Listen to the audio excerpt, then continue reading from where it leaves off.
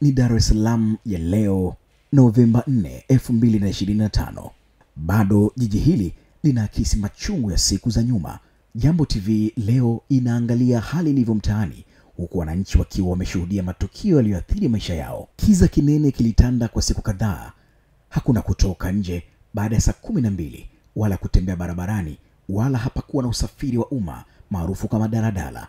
Usafiri wa pikipiki maarufu kama bodaboda ulikuwa wa taabu, na hata ukiupata ili kupasa kulipia gharama ya juu kutokana na kutokuwepo kwa mafuta, na pia hofu iliyotanda kwa madereva wa vyombo hivyo. Kufungwa kwa internet kumeathiri vyombo vingi vya habari, hasa vyombo vya habari vya mtandao, online media.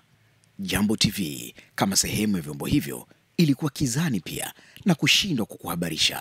Lakini hivi sasa huduma zimeanza kurejea, lakini bado wafanyabiashara na huduma za kawaida zinaonekana kufunguliwa kwa wasiwasi baadhi ya maeneo. Si kwa Tanzania tu, bali nchi nyingi duniani. Ufikiapo uchaguzi, mitandao huwa na nguvu kidogo, lakini wakati mwingine kushindwa kufanya kazi kabisa.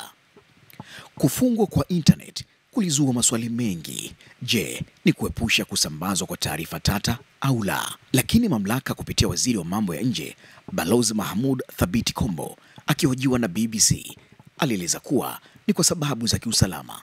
The internet, because internet when we tried to open also, it created a havoc among small groups of vandalists who are creating problems in the vandalism. So they were using their main communication media was the internet. Baada ya heka zote hizi, kuripotiwa kwa uwepo wa vifo na kutawala kwa hofu ya kutoka nje, pia uwepo marufuku ya kutotembea nje baada ya saa 12 jioni. Utulivu wa kiasi ulionekana kwa siku 2.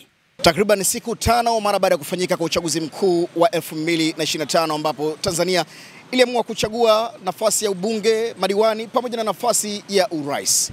Kukatokea purukushani, kukatokea changamoto ya kiusalama, hatua ambayo jeshi la polisi ikaweka zuio ama katazo la wananchi kutoendelea na shughuli zao za kijamii.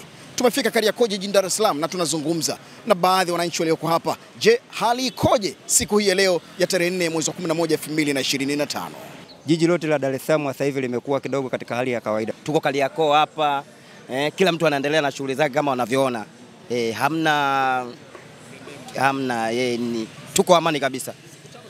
Hali ilivyokuwa nyuma na siku ya leo ikoje hapa Kariakoo? Hali ni nzuri sana, tunafanya kazi kama kawaida na tunaendelea shughuli zetu, riziki tunapata. Siku ya Jumapili ya tarehe 2 Novemba na Jumatatu ya tarehe 3, ambapo ndio aliapishwa Rais Daktari Samia Suluhu Hassan. Katika hotuba yake alitaka kurejea kwa shughuli za kila siku na maisha kuendelea. Moja ya maeneo yaliyoathirika haswa ni Sinza, Kimara, Manzese, Magomeni, Goba na Tegeta. Biashara za watu maarufu hasa wasanii ziliharibiwa na hata kuchomwa moto duka la msanii maarufu Billnass. Hasira za waandamanaji hawakuliacha salama. Waandamanaji walibeba mali pamoja na kulichoma. Biashara ya juice ya Mark Juice Sinza Afrika Sana, duka la nguo za African Boy linalomilikiwa na msanii Juma Jux, nalo liliathirika.